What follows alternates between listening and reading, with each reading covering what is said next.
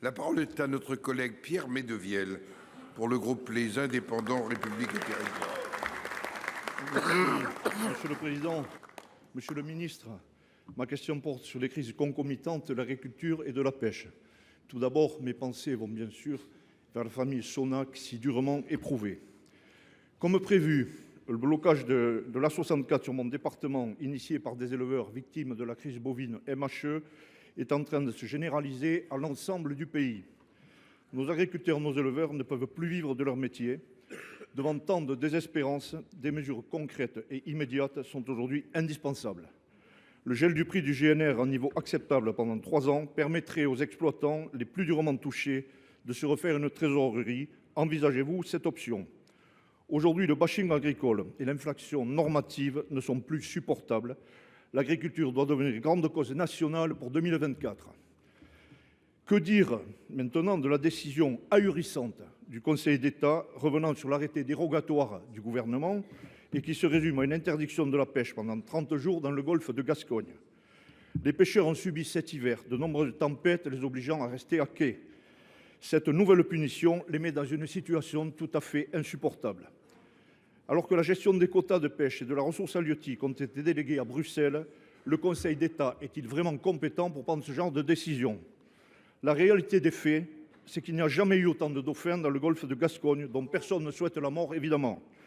Doit-on sacrifier toute une filière pour satisfaire des associations comme Sea Shepherd, France Nature Environnement ou la LPO, où vont s'approvisionner les marailleurs ?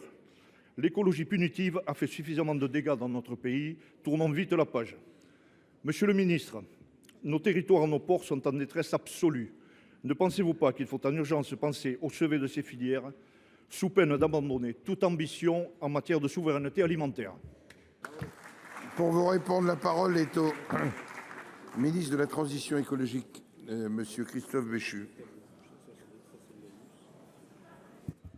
Monsieur le Président, Mesdames et Messieurs les sénatrices et sénateurs, Monsieur le sénateur Pierre Médevielle, vous évoquez la situation des agriculteurs et la situation des pêcheurs, et c'est la deuxième partie de votre réponse qui va justifier que je vous réponde pleinement, compte tenu à la fois des responsabilités que j'ai été amené à prendre ces derniers jours et du fait que je suis leur interlocuteur. J'insisterai pas sur l'agriculture, Marc Fesneau l'a fait. Vous citez une attente, une mesure. Nous attendons dans l'après-midi les revendications précises des agriculteurs. Vous savez qu'il y a ce sujet sur le GNR, il y en a manifestement d'autres. Et l'examen que nous devrons faire, il sera minutieux, il sera avec attention, et il ne sera pas seulement sur les mesures. Il sera aussi sur le fait d'aller éviter, par les mots, une absence de considération ou une forme d'hypocrisie écologique qui consisterait à continuer à appliquer dans notre pays des normes pour ceux qui se produisent ici et qui ne s'appliquent pas à ceux qui veulent faire venir leurs produits dans notre pays. C'est la même logique et la même réflexion que nous devons également être capables de conduire sur la pêche, où le point de départ est très différent. Le point de départ, vous l'avez dit, c'est une décision de justice du Conseil d'État au mois de décembre, à partir d'une réalité qui n'est pas contestable. Le nombre de dauphins échoués sur les plages, une espèce menacée, et avec 1482 dauphins échoués sur la seule période hivernale, d'après les spécialistes, c'est la survie de l'espèce des dauphins communs et des marsouins communs qui est en jeu.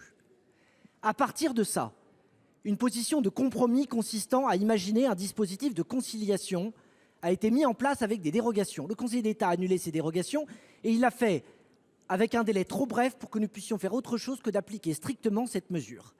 Pour avoir vu le patron des pêcheurs il y a quelques jours, pour être en dialogue constant avec eux, c'est une batterie de mesures que nous envisageons.